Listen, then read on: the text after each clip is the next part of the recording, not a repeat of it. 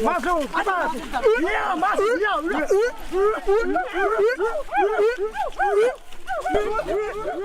Kayu besi rawa sepanjang 17 meter ini disiapkan untuk membuat salib. Melihat panjangnya, timbul pertanyaan, siapakah yang akan disalib? Siapapun itu, pasti sesuatu yang lebih besar dari mereka. Tapi Frankie Woro, Casimilus Awe, dan warga suku Auyu di Papua Selatan ini tak akan melukai siapapun. Mereka memakai salib ini sebagai tanda perlawanan.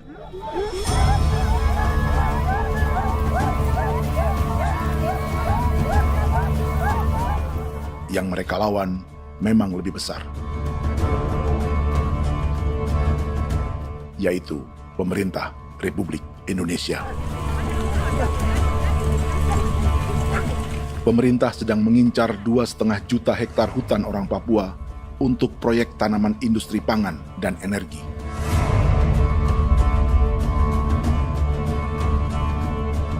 Ratusan kilometer dari salib orang-orang Auyu itu, orang Muyu sedang menyiapkan gerakannya sendiri. Tapi kali ini dalam bentuk sebuah pesta. Pesta yang disiapkan oleh marga Kimco Jinibju selama 10 tahun.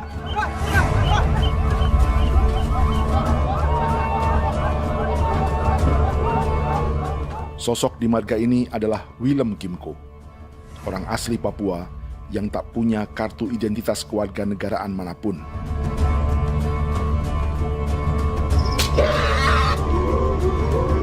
Pesta adat ini sudah cukup langka.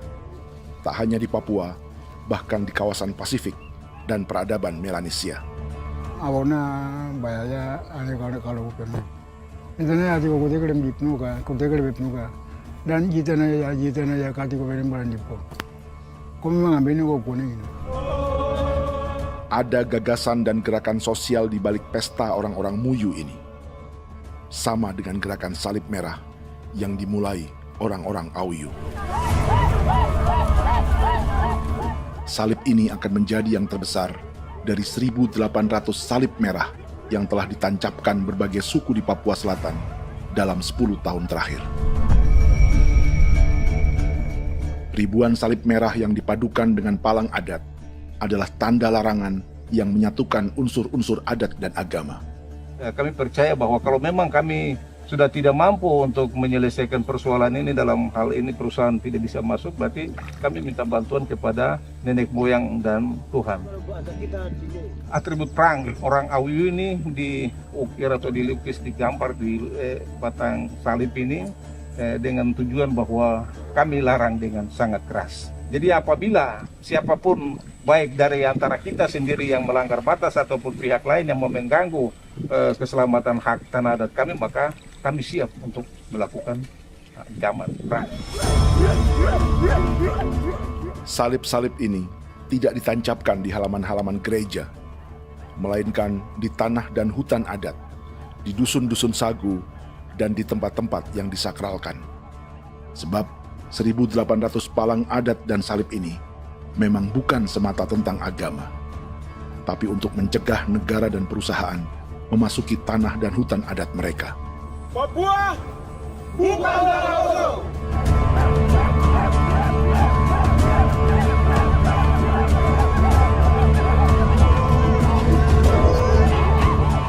Di zaman TikTok ini, kami ingin menceritakan semua ini lewat film yang pendek.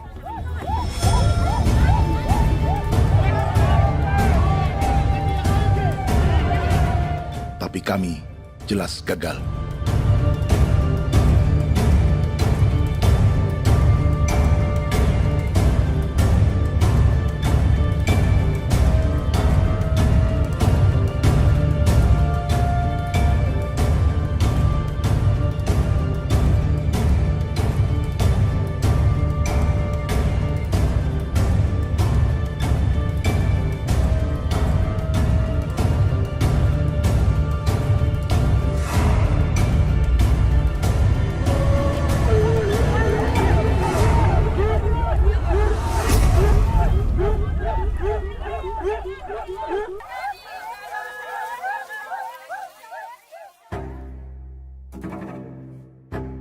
Di planet ini, ada 5 pemilik hutan hujan tropis terluas yang tersisa. Kongo di Afrika, Brazil, Peru, Bolivia, dan Indonesia.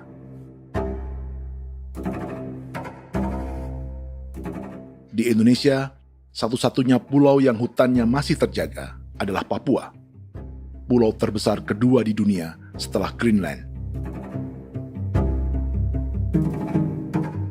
Lewat sejarah kolonialisme yang panjang, pulau ini kini dikuasai 2 negara. Bagian barat oleh Indonesia yang juga dikenal sebagai West Papua, dan bagian timur menjadi Papua Nugini. Dan tepat di perbatasan ini, di bagian Indonesia, sedang terjadi proyek pemusnahan hutan terbesar di dunia.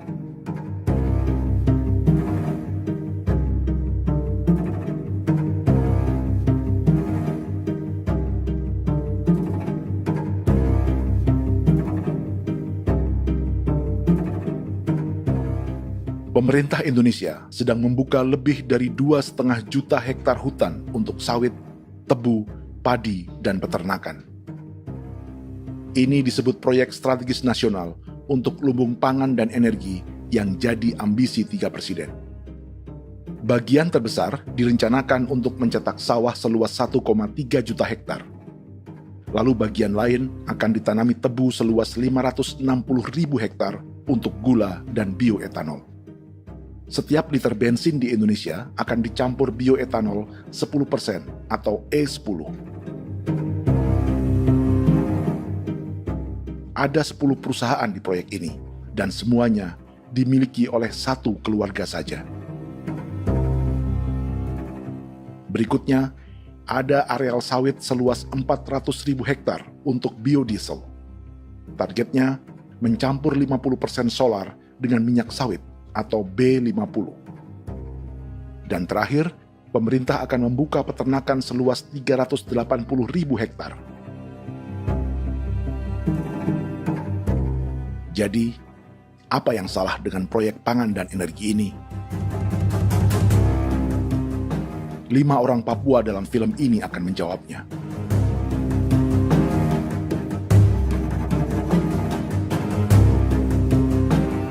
Yang pertama adalah Yasinta Moiwen dari suku Marin.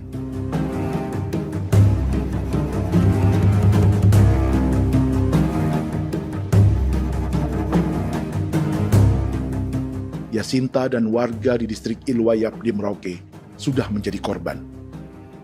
Hutan dan rawa sebagai sumber pangan dan ekonominya telah dihancurkan. Jalan sepanjang 135 km sedang dibuat, dan di kiri kanannya akan dicetak 1 juta hektar sawah. Mereka sulit menolak atau melawan. Salib sudah digeser, masih datang lagi dengan senjatanya mereka nih. Karena proyek ini juga dijaga tentara. Macam-macam senjatanya.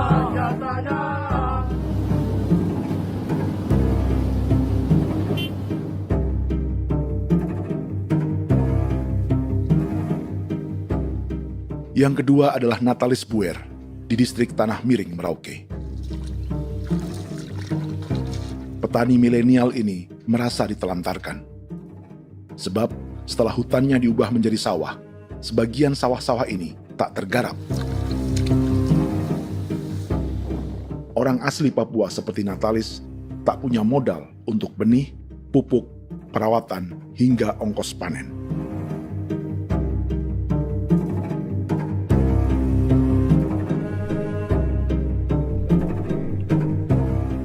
Orang ketiga adalah Vincent Kuipalo dari suku Yenan di distrik Jagebob, Merauke. Vincent dan suku Ye sedang menjadi korban. Hutan adat orang-orang Ye sedang dihancurkan untuk perkebunan tebu dan bioetanol. Tanah mereka juga diincar untuk markas-markas militer, pasukan yang akan menjaga proyek pangan dan energi ini.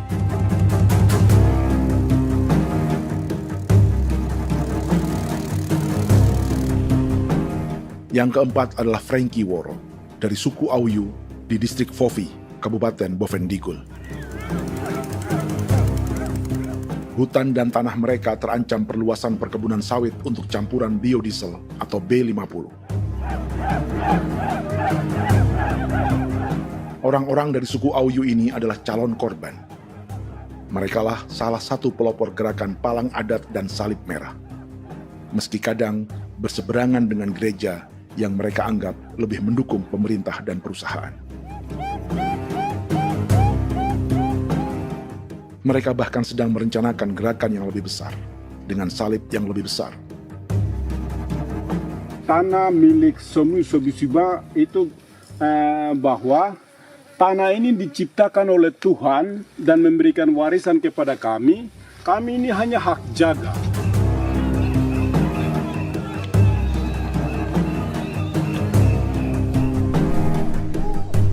Sosok kelima adalah Willem Kimco dari suku Muyu di Bovendigul. Tokoh adat dari Muyu ini hidup di garis belakang proyek negara, sehingga belum menjadi korban. Tapi mereka sedang bersiap menghadapi segala kemungkinan. Tinggal di belantara dan perbatasan membuat sebagian mereka tak punya status kewarganegaraan. Tapi mereka telah hidup jauh sebelum ada Indonesia atau Papua Nugini.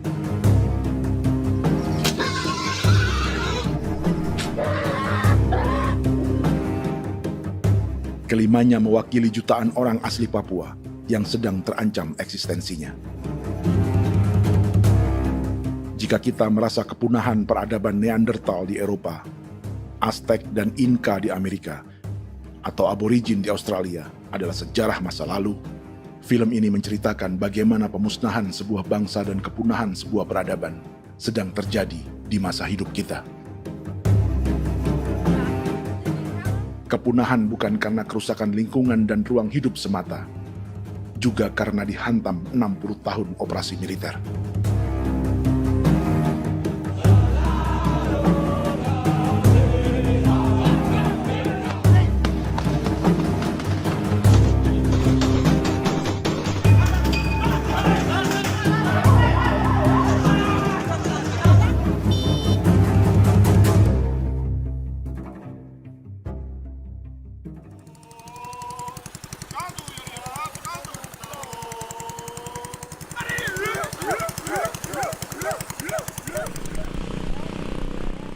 Frankie Woro dan orang-orang Auyu sedang berburu.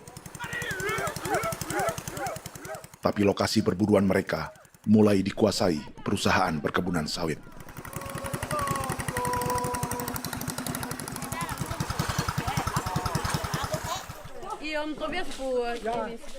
Kita akan menuju arah ke Inabusu. Di sana kami akan masuk di wilayah konsesi perusahaan PT Indo Asiana Lestari, dan di situ ya ada survei-survei mereka yang mereka pernah lakukan, tapi juga kami ada lakukan tanda-tanda saksi di sana.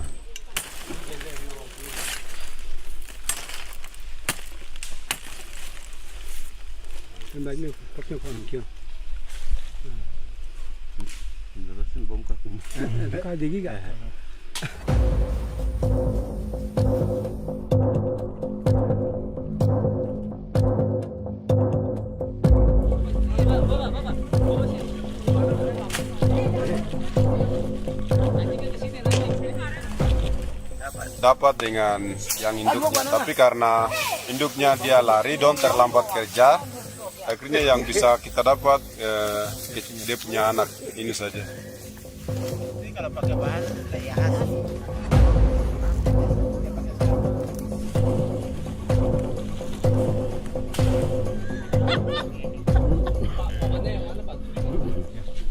pohon ini pohon bitanggur, dia punya kayu ini kita biasa gunakan untuk kerja perahu, dan juga kulit depu getanya itu kita pakai untuk kerja ini, panah-panah ini lem, jadikan lem ini panah-panah. Hutan ini adalah supermarket bagi suku Auyu, juga lumbung pangan atau bank untuk menyimpan deposito kekayaan alam. Hutan juga tempat yang penuh dengan sejarah suku, situs budaya, dan tempat-tempat sakral. Inilah yang sedang mereka pertahankan dari incaran pemerintah dan perusahaan. Untuk semua alasan ini, mereka menancapkan ribuan salib merah.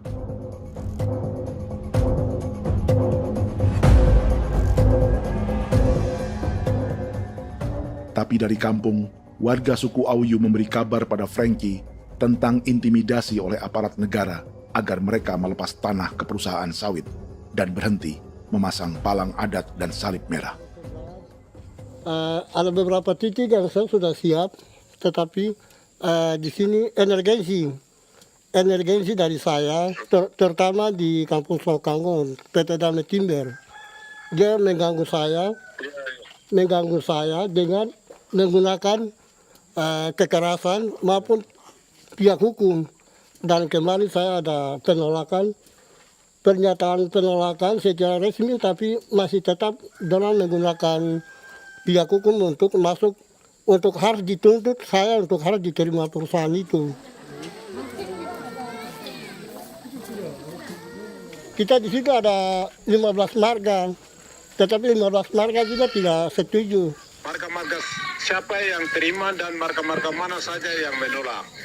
Nanti kita lihat dari pertimbangan itu, dan di situ dan kita undang mereka untuk bicara dengan kami. Sebagai sosok yang aktif dalam gerakan, warga Auyu terus memberi informasi lapangan kepada Frankie yang tak selalu berada di kampungnya. Izin pernyataan yang mereka paksa saya untuk tanda tangan itu, tapi sementara saya tidak tanda tangan. Data semua ada di tangan saya. Ya. Baik, kalau gitu itu lebih bagus karena tanda tangan itu yang berbahaya. Iya. Tanda tangan itu yang lebih berbahaya karena sekarang ini modern dan canggih, dan itu yang mereka biasa pakai untuk tipu muslihat. Mereka biasa pakai itu di tanda tangan itu. Betul. Dari Bambisa juga di Sofia dia masuk untuk memaksakan kami marga untuk harus menerima perusahaan itu. Tapi kemarin kami sudah menolak. Babinsa nama bosku. Babinsa di sini nama bosku. Itu yang sekarang strategi militer yang sekarang mereka pakai. Jadi yang penting masyarakat itu yang benar-benar mau menolak siap dukung ketua marga siapa yang nanti tampil. Ini adalah peta konsesi sawit untuk biodiesel dalam proyek strategis nasional.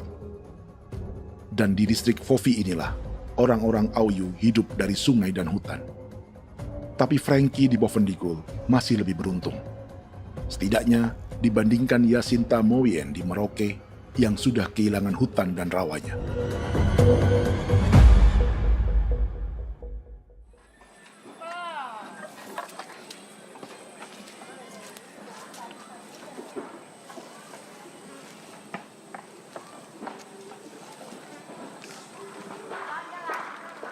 Yasinta dari suku Marin adalah petani sayur di Kampung Wanam, distrik Ilwayap, Merauke. Memanfaatkan lahan yang ada, ia berkebun dan menjual hasilnya ke pasar kampung. Ini ekonomi warga di Wanam untuk menghasilkan uang, lalu memberi barang kebutuhan yang tak bisa mereka produksi sendiri. Tapi kehidupan sebenarnya ditopang oleh ekosistem hutan dan rawa. Inilah sumber pangan utama dan peradaban mereka.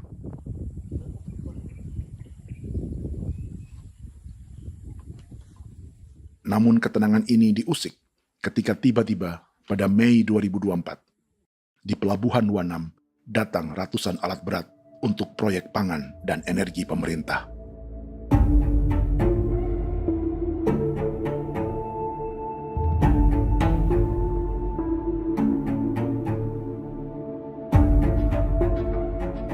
Kami masyarakat setempat kami tidak tahu. Kami kaget pagi-pagi kapal sudah ada di pelabuhan kami.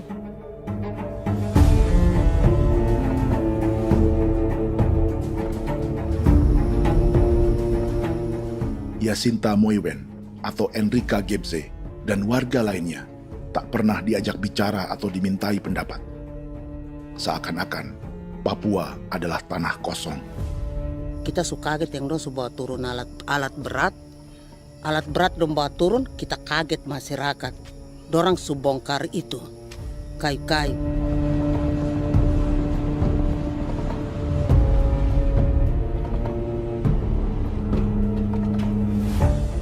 Bersamaan dengan alat-alat berat itu, juga berdatangan tentara Indonesia untuk mengawal proyek pembukaan hutan milik Jacinta.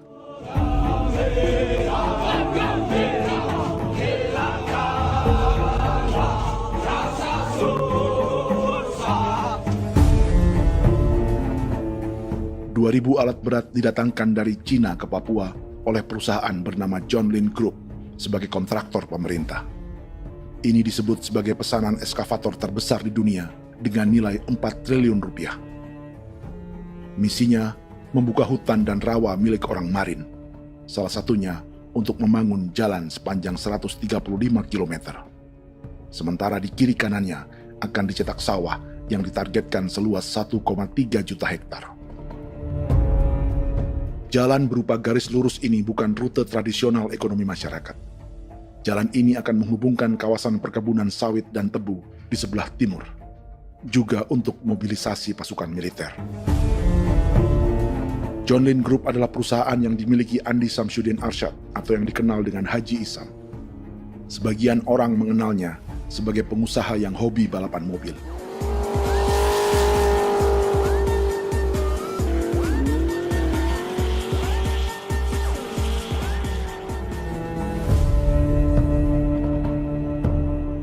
Tapi di Kalimantan, ia berbisnis batu bara, perkebunan sawit, pengolahan karet, penerbangan, perkapalan, dan biodiesel. John Lin Group kini juga menjadi pemilik perkebunan tebu dan pabrik gula terbesar di Indonesia. Sayapnya melebar dari Kalimantan hingga ke Bombana, Sulawesi Tenggara. Perkebunan tebu, pabrik gula, dan industri bioetanol inilah yang juga sedang dikembangkan di Papua. Foto ini adalah momen ketika Isam bersama kerabatnya, Menteri Pertanian Amran Sulaiman dan Menteri Pertahanan Syafri Samsudin meluncurkan program biodiesel atau B50 di Kalimantan Selatan. B50 artinya setiap 1 liter solar, 50%-nya akan dicampur minyak sawit. Perusahaannya, PT John Lin Agroraya, menjadi salah satu pemainnya.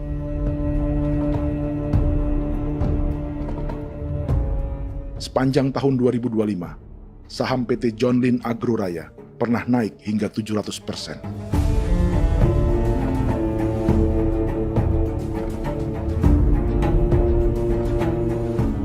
Perusahaan sawitnya yang lain, PT Pradiksi Gunatama, sahamnya bahkan pernah naik 4.000% hanya dalam 1 tahun. Dari harga saham ini saja, nilai kekayaan keluarga Isam diperkirakan mencapai 100 triliun rupiah lebih, menjadikannya salah satu keluarga terkaya di Indonesia dan salah satu pemain penting industri bioenergi.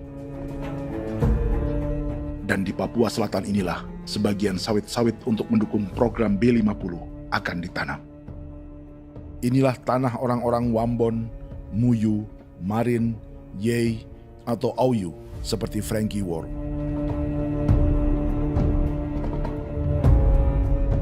Haji Isam pernah menjadi tim kampanye nasional Presiden Joko Widodo dalam pemilu 2019 saat melawan Prabowo. Bintang Mahaputra Utama diberikan kepada Saudara Andi Syamsuddin Arsyad.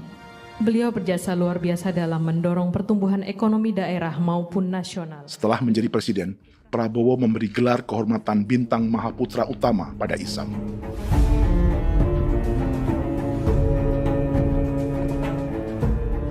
Sejumlah menteri Prabowo, juga kerabat dan orang-orang yang pernah bekerja di perusahaan Isam.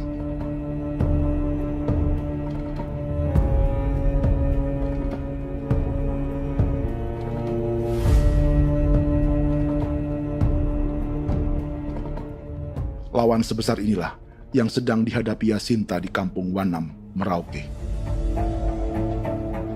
Atau petani perempuan lain seperti Enrika Gebse.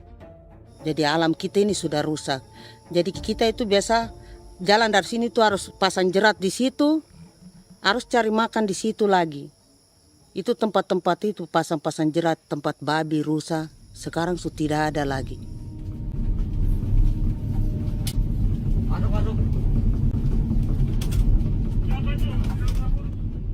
Rekaman ini memberi gambaran bagaimana Kasuari kehilangan rumah di bekas hutan dan rawa yang telah dibabat.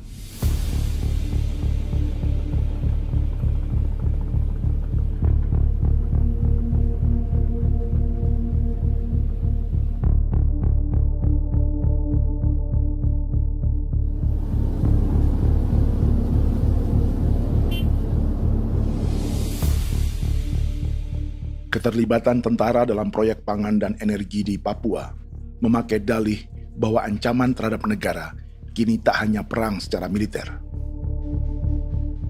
tapi juga melalui pangan dan energi. Kementerian Pertahanan pun terlibat karena proyek ini dianggap operasi militer selain perang. Jadi tugas kamu adalah menjaga sumber cadangan pangan nasional. Macam-macam senjatanya, Proyek ini menambah panjang alasan mempertahankan kehadiran tentara di Papua dalam 60 tahun terakhir. Saat ini, jumlah tentara Indonesia di Papua mencapai 56.000 personel, atau ada 1 tentara untuk setiap 100 orang Papua. Bandingkan dengan rata-rata nasional, di mana hanya ada 1 tentara untuk 696 penduduk Indonesia. Itu belum termasuk polisi. Artinya, 1 orang Papua dijaga lebih banyak senjata dari rata-rata penduduk Indonesia. Tanah dan hutan diambil secara sepihak untuk kepentingan pembangunan batalion dan bandar antariksa. Ini bentuk perampasan masyarakat. Penolakan kehadiran markas-markas militer terjadi di sejumlah tempat di Papua. Tak hanya karena trauma dan ketakutan, juga karena mengambil tanah-tanah adat.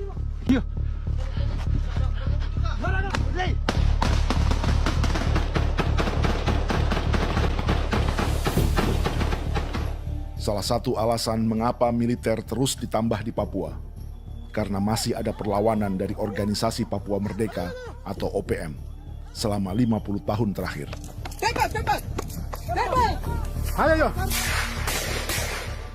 Tapi kekuatan militer OPM diperkirakan hanya 1.430 personel dan 360 pucuk senjata. Selebihnya, mereka menggunakan senjata tradisional.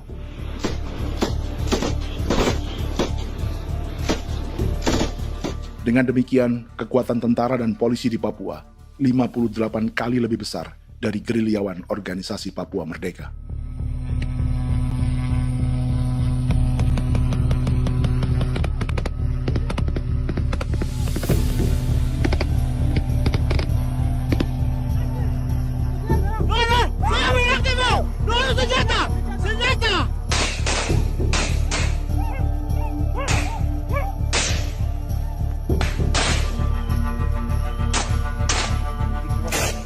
Sebagian tentara berada di garis depan pertempuran, tapi sebagian besar lainnya terlibat operasi non-tempur menjaga proyek pemerintah dan investor swasta. Seperti Batalion Infanteri Teritorial Pembangunan di distrik Jagebob, Merauke ini. Lokasinya bersebelahan dengan konsesi lahan tebu untuk gula dan bioetanol milik PT Murni Nusantara Mandiri. Baik perusahaan maupun markas militer, keduanya mengambil hutan milik suku Ye dari marga Kuipalo. Tapi dorong datang, tanam ini saja di sini, tanam papan nama ini. Victor Kuipalo menunjukkan apa yang terjadi. Jadi kita juga kaget ini. Nah, kalau ini papan nama ini memang, ini papan nama ditanam tapi bukan haknya mereka yang ini. Ini hak kami di sini, hak dusun kami, marga Kuipalo yang punya hak dusun ini. Setelah memasang patok, alat berat mulai bekerja untuk membangun markas militer di tanah orang Ye.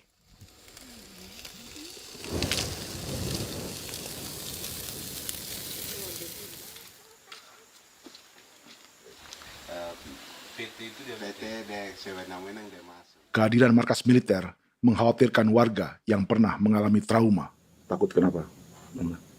Kalau macam yang awal macam sekarang bu kampung hidup ini kan aman. Terus kenapa harus didirikan korem di sini? Bukankah dengan adanya Korem semakin aman ada tentara di sini? Kalau untuk kampung kayaknya tidak bisa aman kalau ada tentara, paling masyarakat dipukul itu ini. Kalau kampung hidup begini malah saya sejahtera dan saya punya masyarakat. Apa pernah ada pengalaman buruk sebelumnya dengan tentara di daerah sini? Ada yang cerita waktu pos-pos di sini tuh di 13, 12 itu zaman katanya Patimura. Memang kasihan. Malah kita punya orang ini yang dianiaya betul, dipukul. Disuruh kerja bakti tidak mau atau lama mencari, namanya kita pangkur sagu itu butuh waktu 1 minggu. Kalau lama begitu ya paling diseret apa pukul itu. Operasi militer Indonesia di Papua dimulai tahun 1962 lewat Operasi Trikora. Tapi perlawanan bersenjata pertama di Papua baru dilakukan tahun 1965 di Manokwari. Nanti tanggal 1 Mei jam 12.30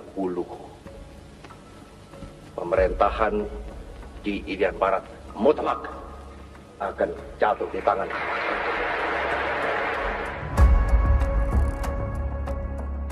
Sejak itu, selama 60 tahun, operasi militer untuk menaklukkan Papua terus dilakukan.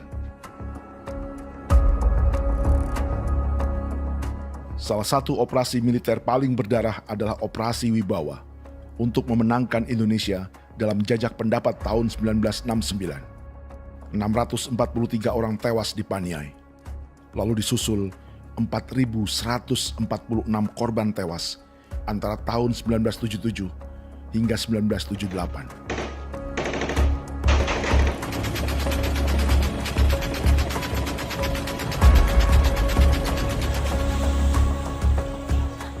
Operasi militer ini menimbulkan gelombang pengungsian hingga kini. Dewan Gereja Papua mencatat 103.000 orang menjadi pengungsi pada tahun 2025 dan nyaris tak diberitakan media-media Jakarta.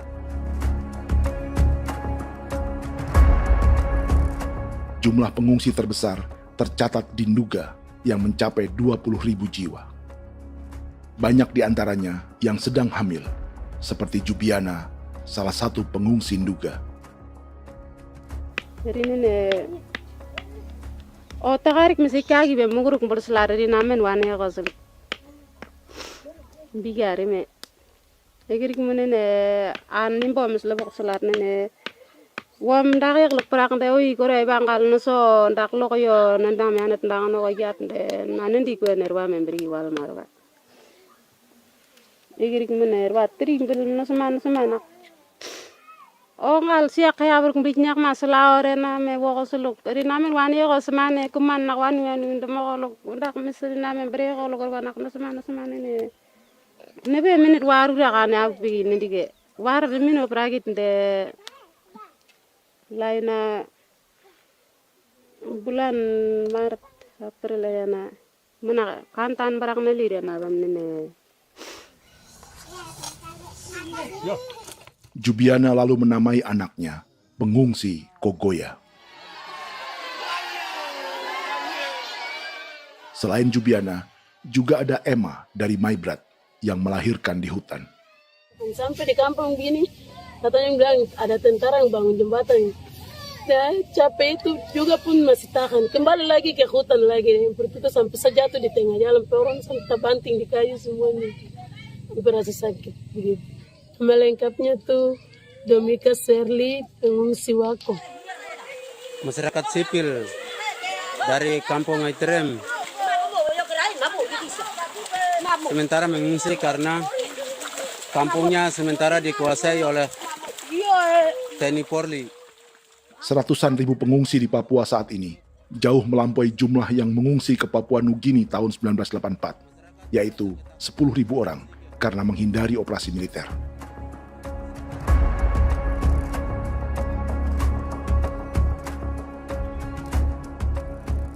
Bersamaan dengan operasi militer, eksploitasi sumber daya alam Papua juga dilakukan sejak masuknya tambang emas dan tembaga Freeport pada tahun 1967.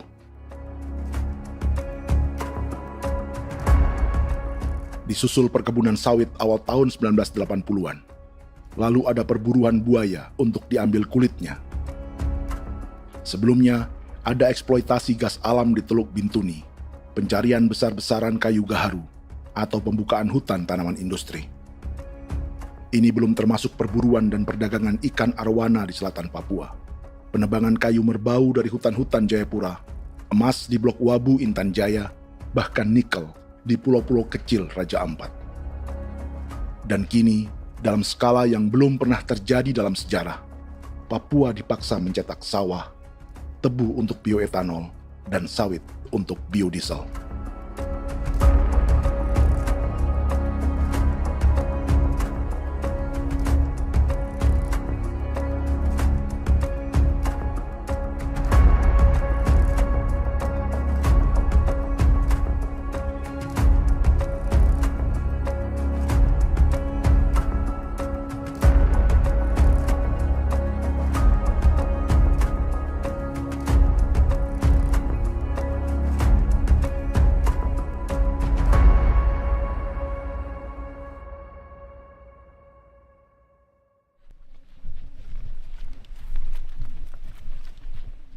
Inilah yang sedang menimpa keluarga Vincent dan Victor Kuipalo di Merauke. Hutan mereka diambil untuk markas militer dan industri perkebunan, PT Murni Nusantara Mandiri. 1 dari 10 perusahaan yang diberi konsesi untuk menanam tebu dan memproduksi gula serta bioetanol seluas 52.000 hektar.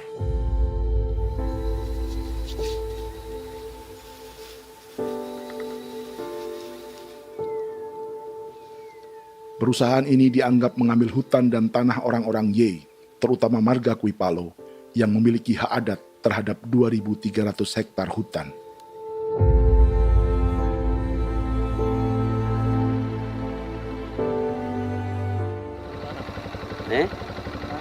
Tentara? Tentara. Oh iya, tentara.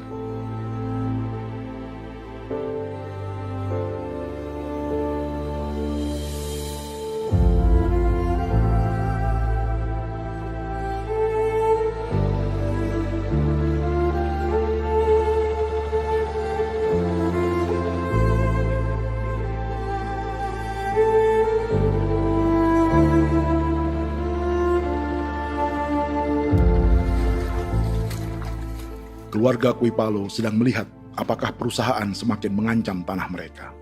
Dan kekhawatiran itu terbukti. Iya, makanya tadi saya bilang ini dari sini saja dekat ini sudah masuk di dalam ujung lapang ini. Ini hutan, yang ini hutan yang orang ada bongkar sekarang ini. Ini sudah punya alat sudah dekat ini. Dekat sekali ini. Ini sini. Nacau, kelapa itu yang jalan lama, jalan setapak ini. Dari udara, terlihat alat-alat berat semakin mendekati tanah orang-orang Ye, marga Kuipalo.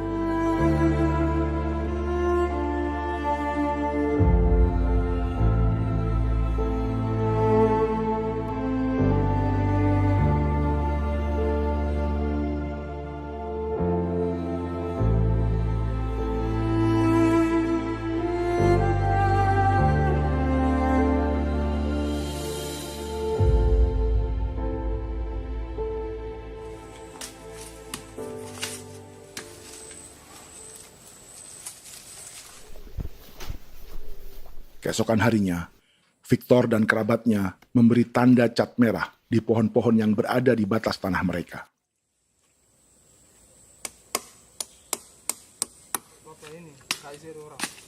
Tapi tanda peringatan adat ini tak diindahkan perusahaan.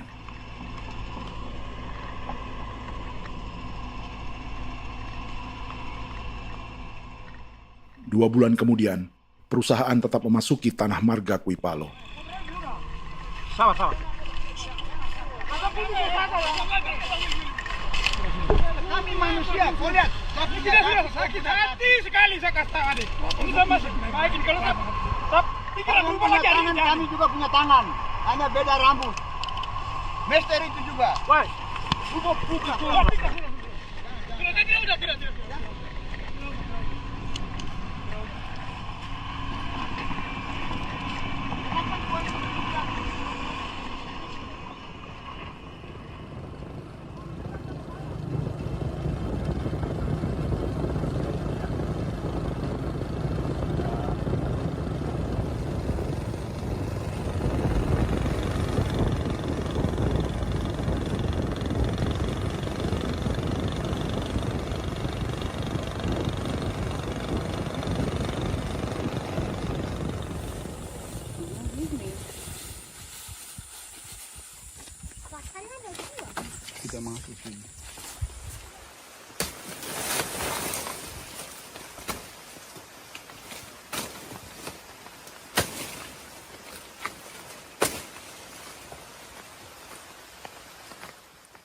Jadi ya untuk itu seperti saya katakan tadi, apakah lebih baik kita tidak usah ada kah atau bagaimana, kita pisahkan,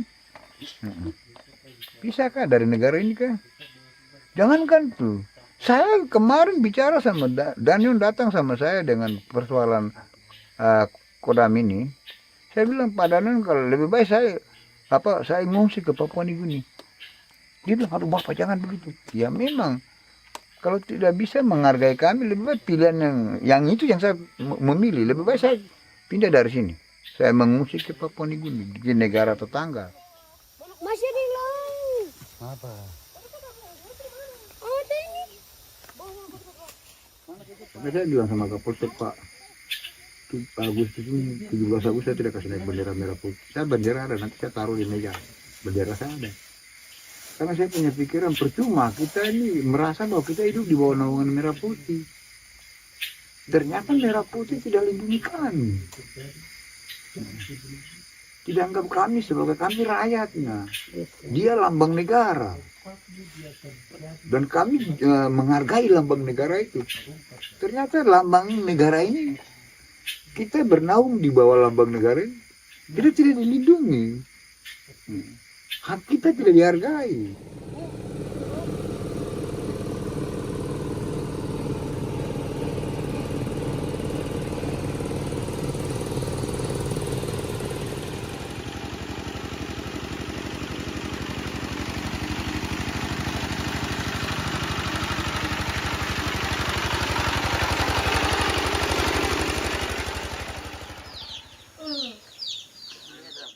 Marga Kuipalo dari suku Ye terus mendapat teror dan intimidasi agar melepas tanah mereka yang hanya dihargai Rp300.000 per hektar. Tapi mereka tidak berjualan tanah. Makanya mama itu tidak suka untuk lepas tanah. Untuk apa? Baru di dalam hutan itu ada obat-obat tradisi. Itu sudah Kalau macam ada sayur juga, kita ambil sayur yang dia tumbuh sendiri. Jadi kita ini mau kemana, kalau itu sudah digusur, ya habis. Kita ini jadi penonton. Jangan sampai kita ini duduk minta di jalan. Jadi kita tidak mau seperti itu. Makanya tanah itu kita tidak melepas. Tapi mungkin orang lain tuh dia senang saja. Lebih baik saya pegang uang merah dulu. Saya bisa beli-beli itu ini. Nanti datang uang sudah habis, gembel. Mau cari kemana lagi, hutan sudah habis. Mau makan ikan di mana, kali sudah hancur. Seperti Yasinta di Wanam, suara dan gerakan kaum perempuan Papua sangat nyaring dan tak bisa diabaikan.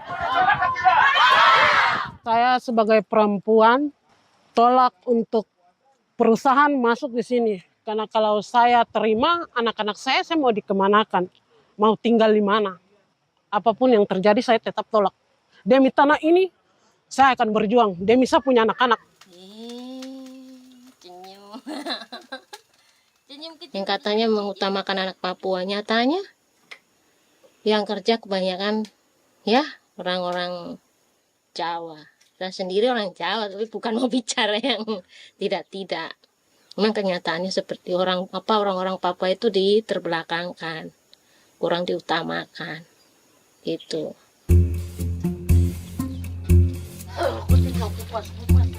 Proyek food estate seperti mencetak sawah, bukannya tak diikuti warga Papua.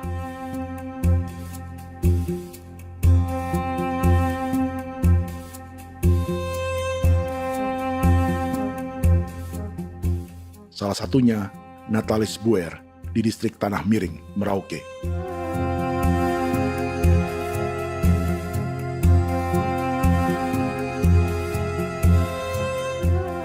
Setelah menghabisi hutan, pemerintah Indonesia mencetak sawah untuk tanaman padi karena beras mulai menjadi makanan pokok menggantikan sagu. Sebagian besar penggarapnya adalah warga transmigran yang datang sejak era 1980-an. Bahkan petani transmigran sudah ada sejak Belanda membuka proyek padi kumbe di distrik Kurik. Lokasi yang sering jadi langganan pejabat Indonesia memamerkan sawah di Papua. Tapi Natalis juga ingin belajar menanam padi atau bersawah. Namun ia kesulitan karena dibutuhkan modal untuk benih, pupuk, hingga pemeliharaan dan panen. Lalu sawah-sawah ini pun mulai dikuasai pendatang.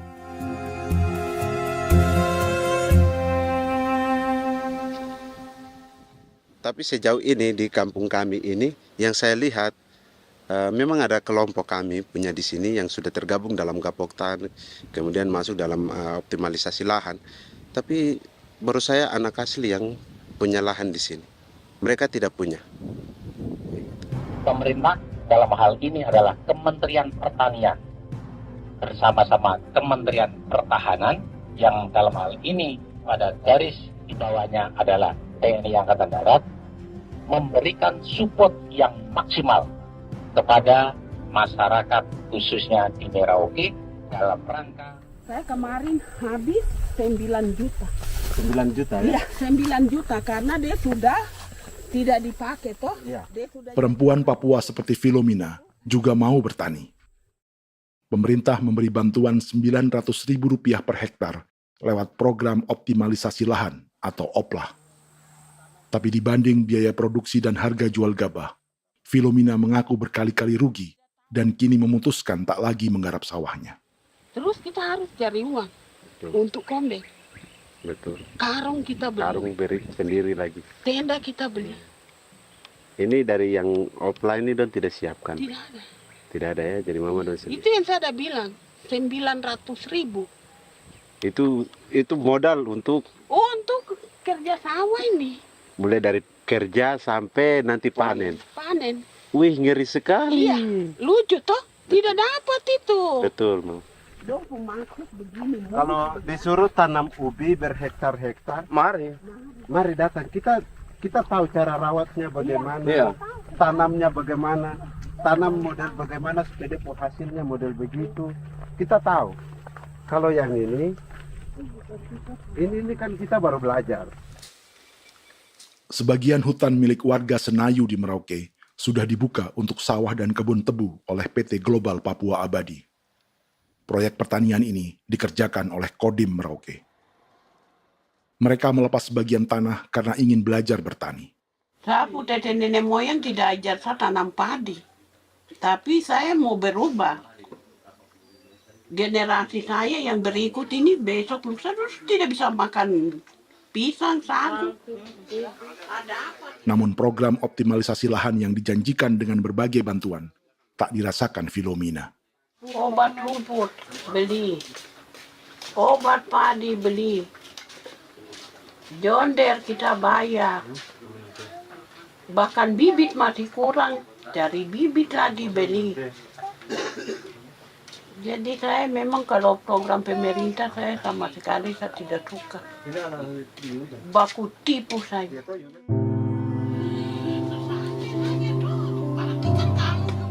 Mereka merasa ditinggalkan sendiri, jatuh bangun belajar bertani padi. Sementara sumber pangan dan air yang semula mudah didapat, kini telah berganti sawah dan kebun tebu. Dulu kita masih bisa jalan, nanti masak di kali, pakai air kali. Minum pakai air kali. Sekarang, kok mau masak? Tidak ada air. Air sudah susu, mau minum tidak bisa. Sudah dengan obat. Drone semprot debu itu saja drone. Drone yang semprot. Saya lihat di itu. Jadi kita bukan drone yang terbang di atas untuk disemprot. Iya, itu semprot obat. Dong lempar pupuk di bawah ya dia mengalir ke kali. Mengalir ke kali, ke rawa-rawa.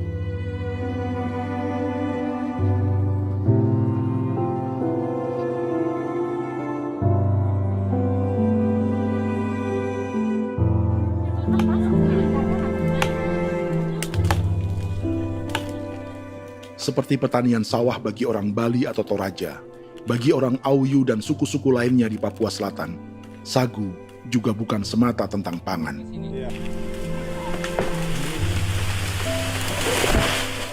Bagi orang Auyu dan Marin, sagu adalah kerabat, sosok orang tua, sosok nenek moyang yang harus dijaga dan dilindungi. Lagi bikin apa mama ini mama? Pakai toko itu sagu.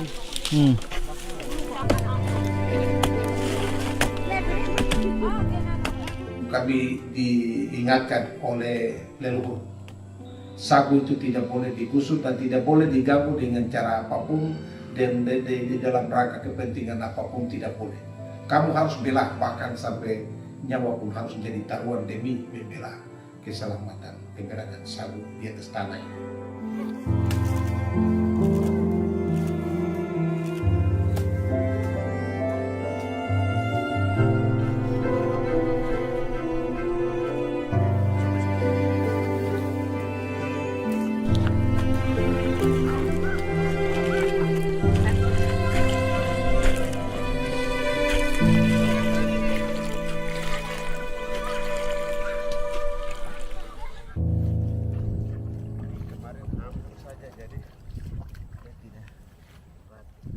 Menurut Natalis, pemerintah di Jakarta mendefinisikan lumbung pangan semata urusan beras dan mencetak sawah.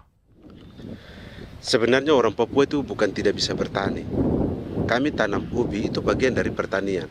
Nah, pertanian yang dimaksud oleh pemerintah itu harusnya selalu, itu kalau bisa pemerintah harus spesifikkan. Pertanian apa yang dimaksud? Pertanian tanam padi atau pertanian tanam ubi, petasan dan lain-lain. Ini yang harus dispesifikkan dulu. Begitu, sehingga tidak menjustifikasi kami orang asli Marin bahwa kami tidak bisa bertani. Bukan. Kami buka kebun besar-besar di sana, bahkan bermeter-meter, ratus-ratus meter pakai sekop, bukan pakai ekskavator, tapi ini pakai skop. Itu pertanian, begitu. Bagi Natalis, alih-alih memaksimalkan sawah-sawah yang sudah ada untuk petani Papua, pemerintah selalu membuka hutan baru, seperti dikerjakan perusahaan John Lynn Group dan melibatkan tentara. Padahal, sejarah keterlibatan militer dalam proyek food estate atau cetak sawah adalah sejarah kegagalan yang bertubi-tubi 4 presiden selama 30 tahun terakhir.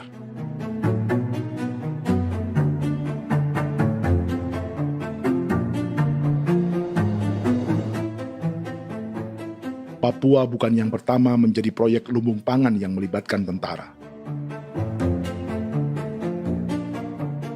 Kalimantan telah menjadi korban 30 tahun sebelumnya.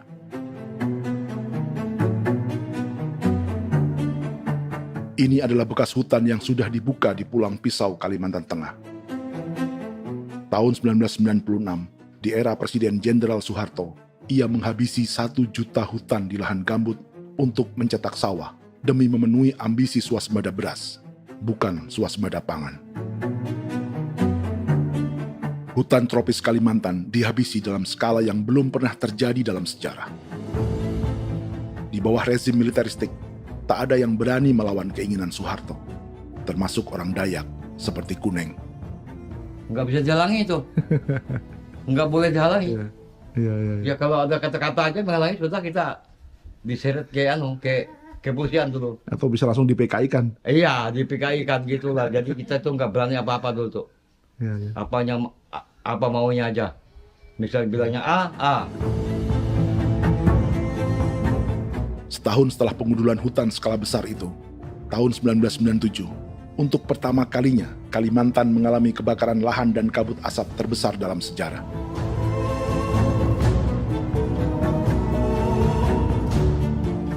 Sebagai ilustrasi, ini kondisi kabut asap tahun 2015.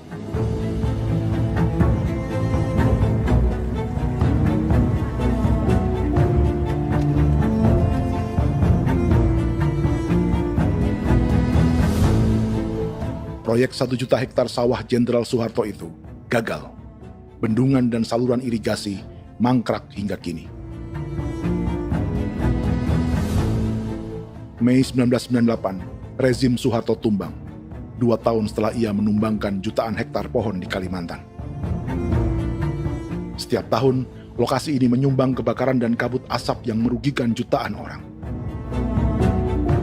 Sawah yang berhasil di Kalimantan justru bukan sawah yang dibangun Jenderal Soeharto, melainkan yang dirintis para transmigran sejak era 1980-an. Sawah-sawah inilah yang ikut digarap oleh militer di era Presiden Joko Widodo. Dan hasil dari proyek food estate Presiden Jokowi itu sama sekali jong nih, nggak ada harapan lagi sudah seperti ini.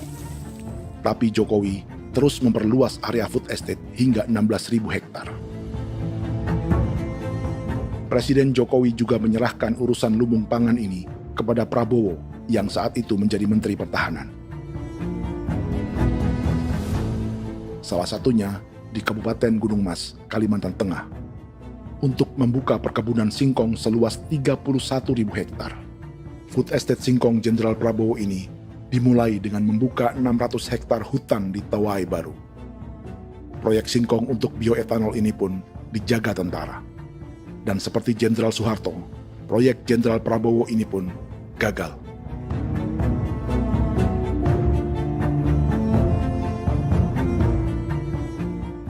Dengan reputasi ini, Joko Widodo dan Prabowo justru sedang membuka 2,5 juta hektar di Papua.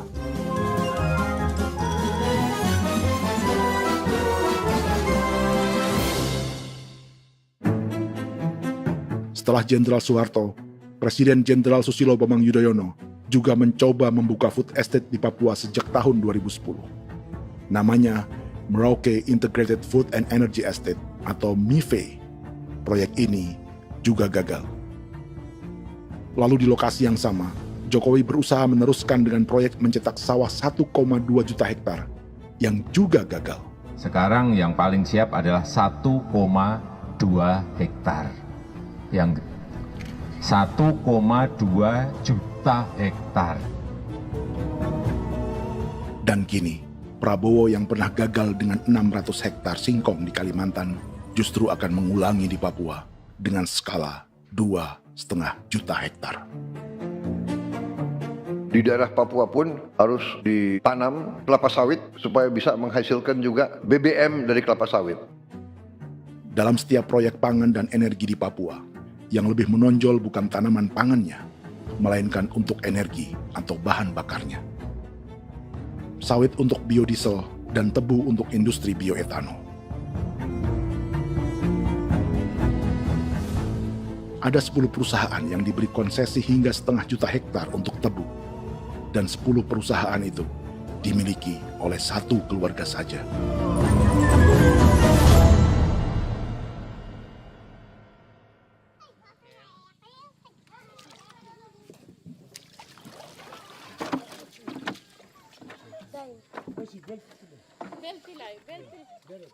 Para perempuan Auyu di Bovendigul akan berangkat memancing. Priska Beni membantu menyiapkan perahu.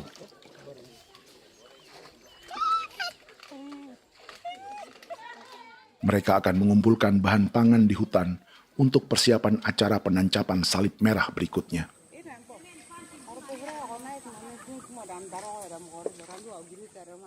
Priska sudah mengambil posisi memancing.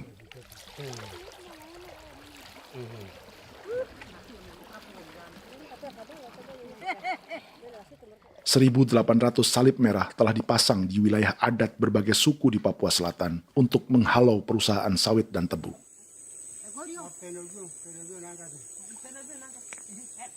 Maria Tebung yang paling muda datang membawa hasil. 2 ekor ikan gastor alias gabus toraja. Sebagai generasi Z, pendidikannya sampai sekolah dasar. Di perusahaan perkebunan seperti sawit atau tebu, ijazah SD hanya bisa menjadi buruh kasar. Tapi ia tak tertarik. Karena kita hidup itu dari alam, kita pancing, juga di darat, bawa anjing, terus bikin pagar sagu, dapat babi, bawa baru kita makan. Jadi kita tidak mau perusahaan masuk.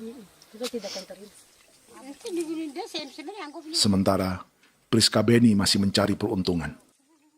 Tapi baginya, menjadi nelayan di Sungai Fofi masih lebih baik daripada bekerja 9 tahun di perkebunan sawit.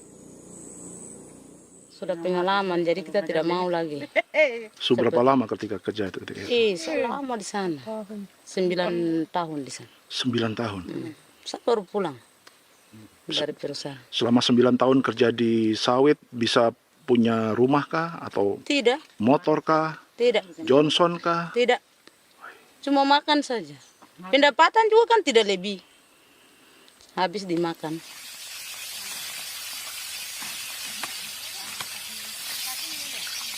Satu minggu libur berapa hari? Tidak libur. Minggu tetap kerja? Tetap kerja. Tidak bisa ke gereja? Hari Minggu kerja. Jadi Dia tidak mengenal agama perusahaan itu. di grup perusahaan sawit Korindo, Priska digaji 2 juta rupiah per bulan dan tinggal di mes karyawan. Tapi gaji itu dipotong bahan makanan atau BAMA rata-rata 1 juta rupiah setiap bulan. Korindo adalah grup perusahaan yang salah satu usahanya adalah hutan tanaman industri dan sawit di Bovendigul dan Merauke. Di Papua, mereka memakai bendera PT Tunas Sarwa Ema. Perusahaan ini pernah memberi bantuan pada Keuskupan Agung Merauke. Keuskupan Merauke belakangan mengeluarkan pernyataan mendukung proyek strategis nasional di Papua. Umat Katolik yang memprotes sikap gereja tersebut ditangkap polisi. Jadi selama 9 tahun tidak bisa nabung? Tidak. Makan saja. Makan saja. Makan saja. Menabung bagaimana keperluan banyak. Tidak sampai. Habis di anak-anak uang sekolah. Uang 1 juta itu mana sampai. Mau nabung juga tidak cukup. Sudah pengalaman, jadi kalau di sini perusahaan mau masuk tidak.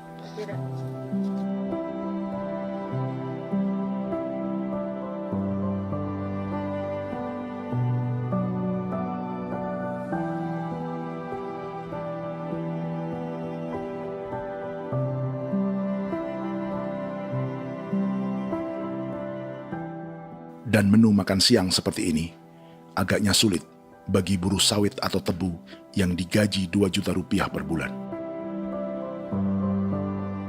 Generasi Z seperti Maria Tebung atau generasi milenial seperti Priska Beni punya matematika ekonominya sendiri.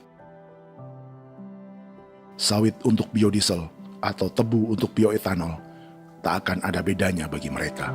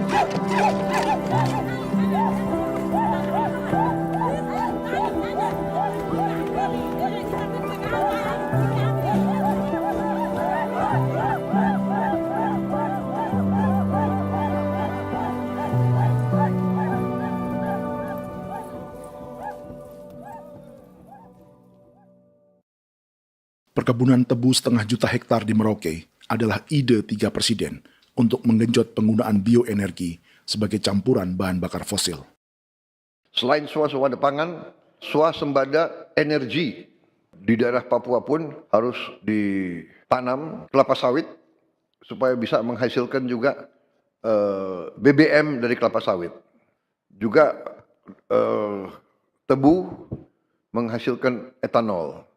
Singkong, kasava juga untuk menghasilkan etanol. Bioetanol adalah bahan bakar nabati atau tumbuhan yang dapat dicampur dengan bensin. Sama dengan program biodiesel yang mencampur solar dengan minyak sawit. Pertamina saat ini sudah menjual BBM bioetanol dengan campuran 5% yang dipasarkan dengan merek Pertamax Green 95. Tapi pemerintah ingin menaikkan kadarnya menjadi 10% atau E10. Maka ke depan kita akan mendorong untuk ada E10. Kemarin malam sudah kami rapat dengan Bapak Presiden. Bapak Presiden sudah menyetujui untuk direncanakan mandatori 10% etanol. Idenya untuk mengurangi ketergantungan pada bahan bakar fosil yang diimpor dan menimbulkan polusi.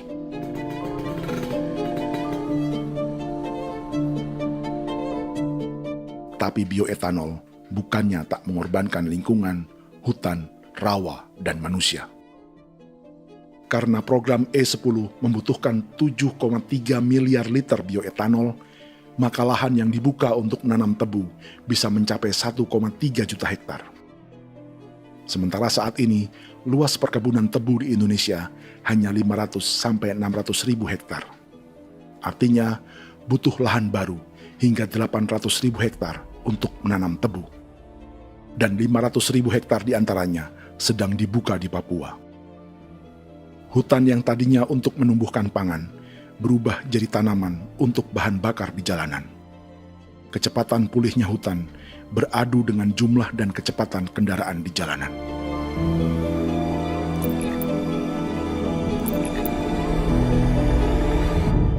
Dahaga terhadap energi tak pernah bisa dipuaskan. Setelah minyak sawit untuk biodiesel, dunia kini merambah singkong, jagung, dan tebu untuk bioetanol. Benua Amerika, Eropa, sebagian Afrika, hingga separuh Asia kini mulai memakai bioetanol sebagai campuran bahan bakar.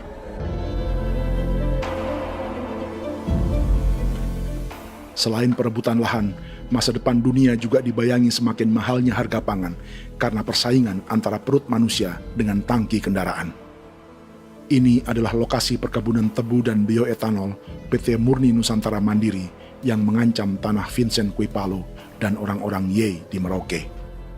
Beberapa kilometer di selatan adalah PT Global Papua Abadi yang mengancam tanah orang-orang Muyu dan Marin. Dua perusahaan ini adalah bagian dari 10 perusahaan yang mendapat konsesi lahan untuk tebu dan bioetanol di Merauke. Batas konsesi mereka bahkan sama dengan batas negara Indonesia dengan Papua Nugini. Salah satu ciri bahwa peta konsesi ini dibuat di Jakarta dari atas meja. Sama seperti kolonial Inggris dan Belanda ketika mereka membagi Pulau Papua dengan garis lurus pada abad 19. Seakan Papua adalah tanah kosong. Bedanya, meski peta konsesi ini mengatur batas 10 perusahaan, tapi perusahaan-perusahaan ini sebenarnya dimiliki oleh satu keluarga saja. Ini nama 9 dari 10 perusahaan tebu dan bioetanol di Merauke, Papua. 99% saham mereka dimiliki sebuah perusahaan bernama PT Merauke Nusantara Manis. Sementara 1% sisanya dimiliki PT Merauke Gula Mandiri. Tapi saham kedua perusahaan ini dimiliki PT Merauke Sugar Group. Dan perusahaan ini, 90% sahamnya dimiliki pengusaha bernama Angelia Bonaventure Sudirman, serta perusahaan bernama Zico Trust dan Resource Harvest.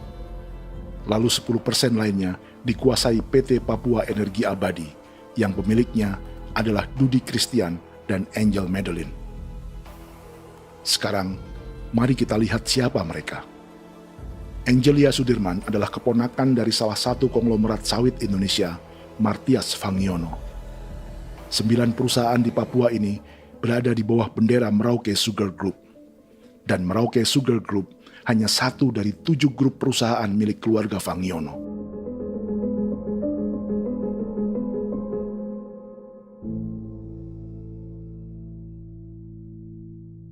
Ini Martias Fangiono. Seperti Haji Isam, Martias selama ini dikenal sebagai pengusaha sawit yang kini merambah bisnis tebu dan bioetanol. Ini momen saat penanaman perdana tebu di Merauke bersama Presiden Joko Widodo Juli 2024. Di sini juga ada anak Martias Fangiono, yaitu Wirastuti Fangiono. Wirastuti adalah salah satu yang menonjol dari keluarga Fangiono. Tahun 2025, Forbes mencatatnya sebagai konglomerat termuda dengan kekayaan 23 triliun rupiah yang mengendalikan 2 grup usaha, FAP Agri dan Surya Dumai Industri. Keduanya adalah perusahaan sawit dan biodiesel.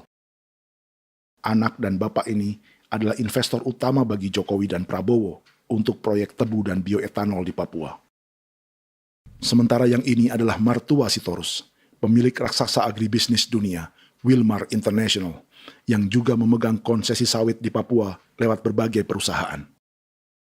Tapi Martua kini memakai bendera baru, yaitu KPN Corporation atau Karunia Prima Nastari. KPN inilah yang memiliki kelindan bisnis dengan keluarga Fangiono untuk proyek tebu Merauke.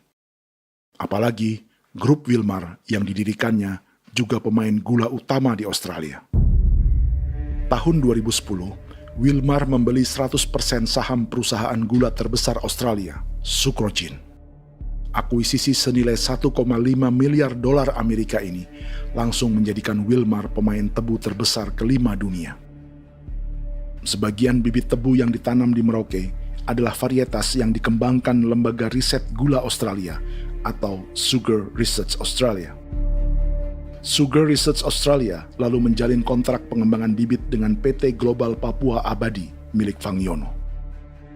Tapi masalahnya, Sugar Research Australia adalah badan publik yang tugasnya memajukan petani tebu dan sebagian dananya berasal dari pajak warga Australia. Itu artinya, warga Australia membiayai pengembangan bibit tebu untuk investor dan pemerintah Indonesia. Dokumen ini menunjukkan bahwa lembaga yang dibiayai warga Australia itu pernah memiliki kontrak penyediaan bibit dengan PT Global Papua Abadi milik keluarga Fangiono. Kontrak itu baru berakhir pada November 2024. Artinya, saat Presiden Jokowi dan keluarga Fangiono menanam bibit tebu pada Juli 2024 ini, kontrak itu masih berlaku. Nama lain dalam keluarga ini adalah Siliandra Fangiono, yang pada tahun 2024 dijuluki Raja Sawit Termuda dengan kekayaan 39 triliun rupiah dalam catatan Forbes. Ia mengendalikan grup First Resources. Secara umum, keluarga Fangiono memiliki 20 perusahaan di Sumatera, 32 perusahaan di Kalimantan, 1 di Jakarta, 2 di Singapura, dan 25 perusahaan di Papua. Di Papua, perusahaannya tersebar dari Sorong, Mapi, hingga Merauke. Para politikus dan pejabat Indonesia terus membesarkan konglomerasi, meski Martias Fangiono pernah divonis 1,5 tahun penjara karena kasus pembalakan liar dan kebun sawit ilegal tahun 2007. Sementara tahun 2022, Wilmar terlibat kasus korupsi ekspor minyak sawit dan divonis mengembalikan kerugian negara 11,8 triliun rupiah. Tumpukan uang ini disebut sebagai pembayaran dari grup Wilmar yang diterima secara simbolis oleh Presiden Prabowo pada Juni 2025 lalu. Tapi peran raksasa biodiesel dan bioetanol dunia ini belum akan surut di Indonesia. Bahkan sebaliknya. Sebuah dokumen presentasi bisnis dari Wilmar International Limited pada tahun 2010 ini bisa menjadi petunjuk. Presentasi ini bagian dari proses pembelian 100% saham raksasa tebu Australia, Sucrogin. Dalam presentasi ini, Wilmar mengaku ditawari konsesi lahan 200.000 hektar di Papua, atau dulu disebut Irian Jaya, untuk menanam tebu. Dengan penerbangan hanya 2,5 jam dari kantor Sucrogin di kota Townsville ke Merauke, Wilmar akan mengawinkan bisnis gula dan bioetanolnya menjadi pemain dunia. Dan lokasi yang diincar oleh Wilmar adalah distrik Ilwayap di Merauke, kampung halaman Yasinta Moiwen.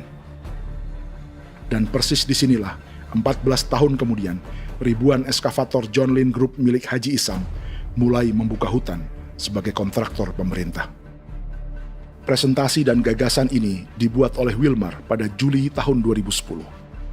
Sebulan kemudian, Agustus 2010, pemerintah Presiden Susilo Bambang Yudhoyono meluncurkan proyek Lumbung Pangan dan Energi Merauke atau Merauke Integrated Food and Energy Estate.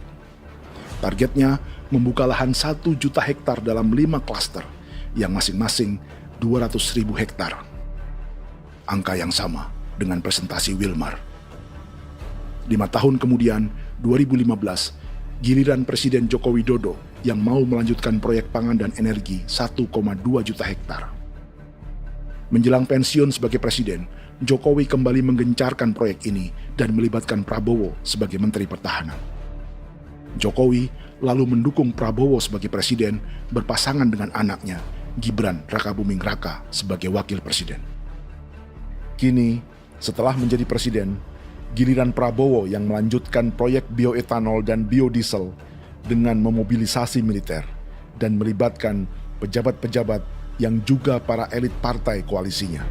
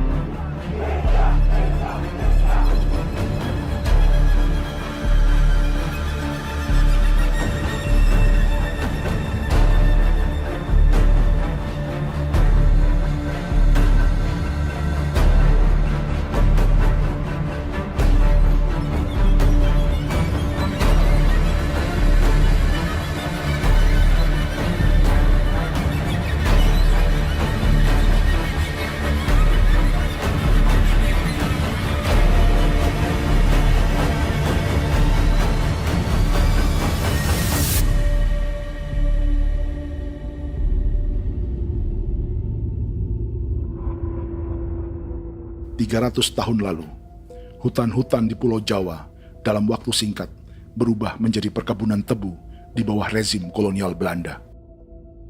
Orang Jawa menjadi buruh dan petaninya dipaksa menanam tebu. Dari kolonialisme dan politik tanam paksa itu, Belanda memperkaya negara dan para investornya. Tak puas membuka hutan untuk perkebunan di Jawa dan Sumatera, kolonial Belanda menanam tebu hingga di Suriname dan mengerahkan ribuan orang Jawa sebagai buruh pada tahun 1890. Inggris yang sudah menguasai negara seluas India dan Papua Nugini pun masih menanam tebu jauh di tengah Samudra Pasifik, di tanah orang-orang Fiji. Lalu memindahkan puluhan ribu orang India menjadi buruh di sana. 200 tahun sebelumnya, ratusan ribu orang Afrika bahkan diperbudak untuk bekerja di perkebunan-perkebunan tebu Spanyol dari selatan Eropa hingga Karibia, Kuba, atau Jamaika. Jika dulu tebu menjadi gula atau emas putih, kini cerita kolonialisme tebu berlanjut di Papua untuk bahan bakar nabati atau bioetanol. Dan seperti semua cerita tentang kolonialisme, akan ada yang berpesta dan ada yang membayar. Dalam setiap cerita pesta kolonialisme, baik di Jawa, Karibia, atau di Papua, selalu melibatkan para elit lokal, dari pejabat, perwira, hingga agamawan. Tapi dalam setiap kolonialisme, juga selalu ada cerita tentang mereka yang mempertahankan diri dan melawan.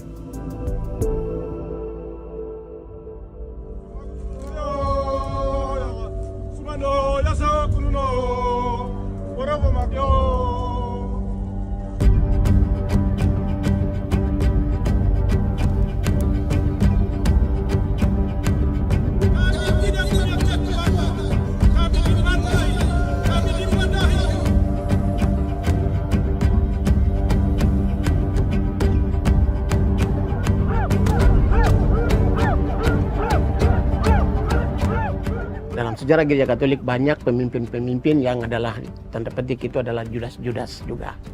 Jadi itu sudah pasti karena itu adalah manusia. Satu sisi sebagai manusia dalam perjalanan digoda, apalagi ada dalam posisi-posisi jabatan ya mungkin banyak tawaran-tawaran lain, lalu disitulah terjadi pergeseran keberpihakannya kepada misi gereja tadi itu untuk umat, untuk mereka yang tertindas. Orang kirim eksavator, orang kirim tentara, orang kirim polisi. Pukul kami bukan pencuri, kami tidak pernah mencuri orang barang. Kami tidak pernah menangis ke orang lain.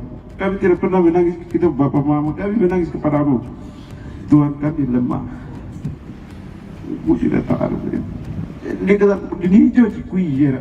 Orang datang ke bangsa kami, ke wilayah kami untuk kasih habis kami.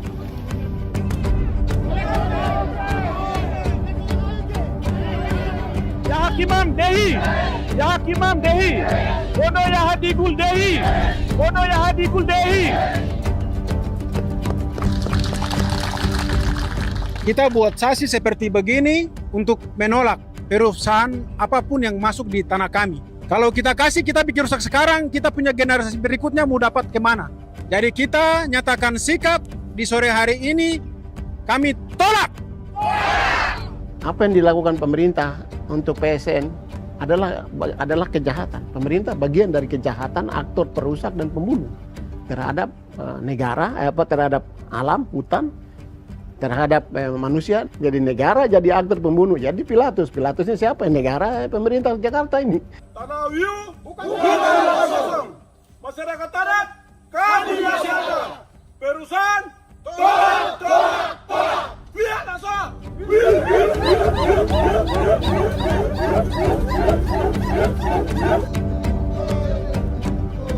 Jika tanah adat dan hutan adat hilang, kami mau hidup di mana?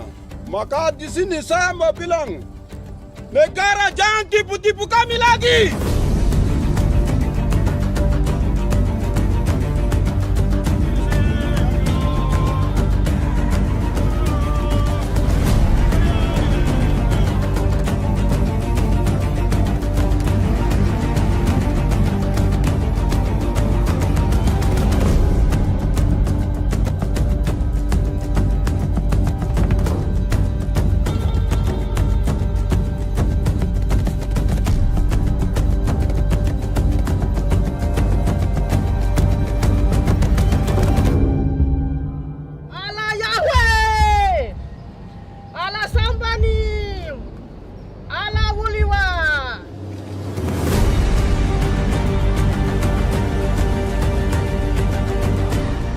Kalau kami dianggap orang Papua itu bagian daripada Republik ini, tolong hargai kami. Dengan adanya PSN, PT John Lindrop yang sudah menerobos tanah kami dan hutan kami, merusak alam kami. Itu yang kami datang ke Jakarta jauh-jauh dari Papua. Kami mau bersuara kepada Bapak Presiden Prabowo Subianto, di mana keadilan untuk masyarakat Papua. Tolong lihat masyarakat Papua yang sudah mati. Kami bersepakat menyatakan, 1. Gereja-gereja di Indonesia mendukung masyarakat adat yang menolak proyek strategis nasional di tanah Papua. 2. Gereja-gereja di Indonesia menolak militerisme dan otoritarianisme di Indonesia.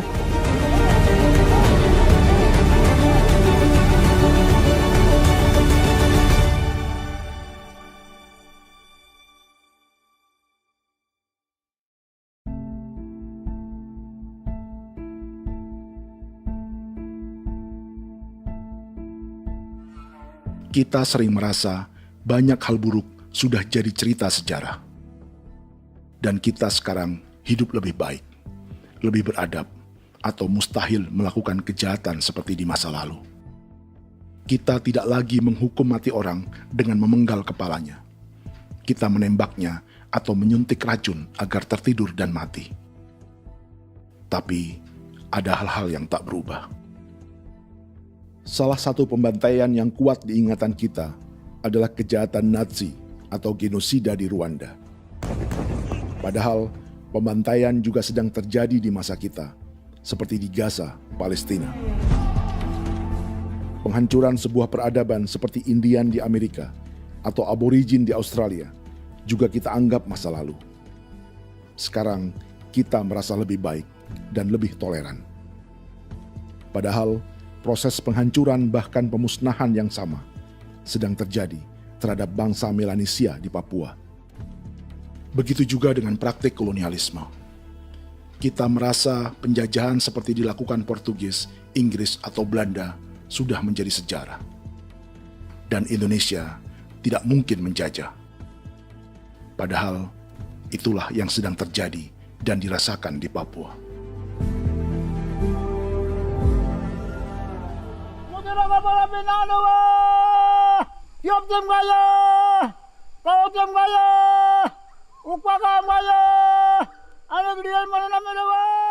Jalannya sejarah ini disadari Willem Kimco di pedalaman Bovendigol, Papua. Hidup terpencil dan tak tersentuh urusan negara bukan berarti selalu aman.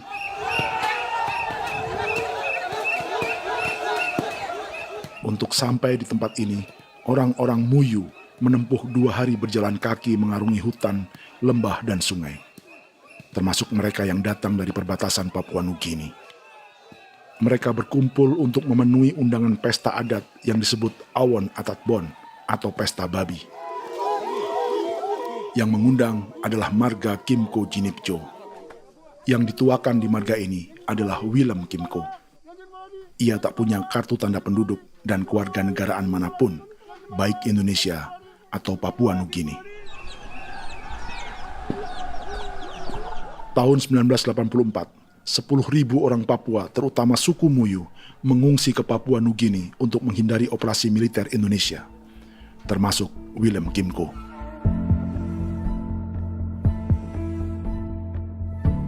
Apa yang membuat pesta adat ini istimewa? Apa bedanya dengan acara serupa yang dihadiri pejabat, tokoh agama, LSM, atau yang direkam oleh kru televisi dan konten kreator? 18. Pertama, untuk membuat pesta babi, orang Muyu perlu persiapan selama 10 tahun. Sebab, babi-babi yang akan jadi bagian dari pesta ini tak boleh dibeli, alias harus dipelihara sendiri. Babi-babi ini bukan bantuan pejabat pemerintah, gereja, atau LSM.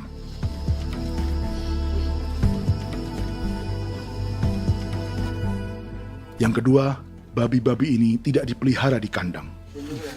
Jadi punya nama babi ini kah? Harimau. Harimau? Harimau. Dia kulit dengan ini bulu di harimau, macam harimau begitu kan, kasih nama harimau. Setelah diberi nama, mereka dilepas liarkan di hutan sejak kecil. 10 tahun kemudian, jika tiba saatnya pesta, para pemburu akan mencari mereka di dalam 479 hektar hutan milik marga Kimco. Suku atau marga lain tak akan mencurinya di hutan, karena mereka sudah punya babi dan wilayah masing-masing. Itu artinya mereka harus tetap menjaga dan mempertahankan hutannya agar babi-babi bisa hidup.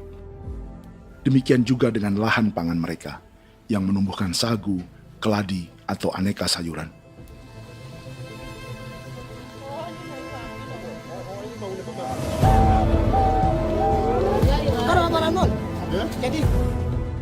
Yang ketiga, dalam Awon Atatbon atau pesta babi, binatang ini tidak dimakan secara gratis.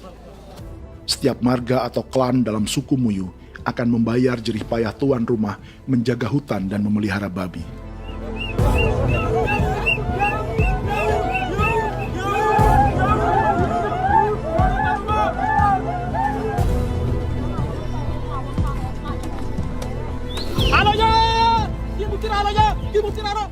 Ini seperti arisan untuk menjaga budaya dan lingkungan. Bagian dari budaya dan ekonomi timbal balik yang ditandai dengan siklus memberi dan menerima.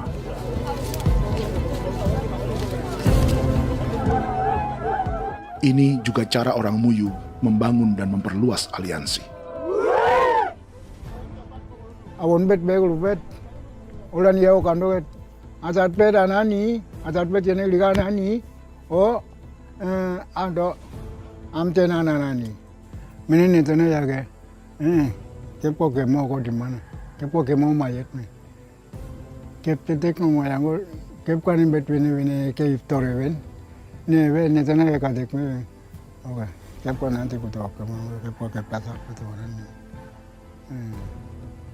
kene man gini wani manjo, koko kati bolon jaben ko, koko kuning bolon jaben. Jika Willem Kimco dan marganya bisa menjaga hutan dan wilayahnya, marga lain ikut diuntungkan sebagai sebuah ekosistem. Demikian juga sebaliknya. Alasan keempat, mengapa pesta babi ini memiliki tempat khusus dalam peradaban orang Muyu, karena Willem Kim Ko khawatir peradaban mereka akan punah, menyusul ancaman terhadap ekosistem dan hutan. Setiap marga atau klan harus mengkonsolidasi diri dan membangun aliansi.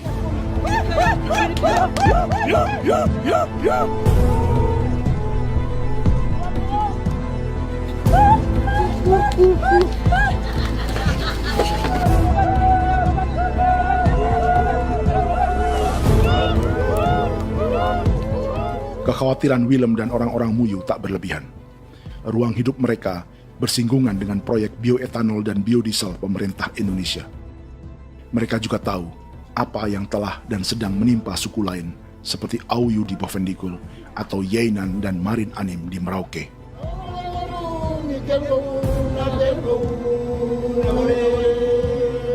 Jika suku-suku lain menggunakan palang adat dan salib merah sebagai gerakan perlawanan, orang-orang Muyu memakai pesta babi untuk mempersiapkan diri dan konsolidasi.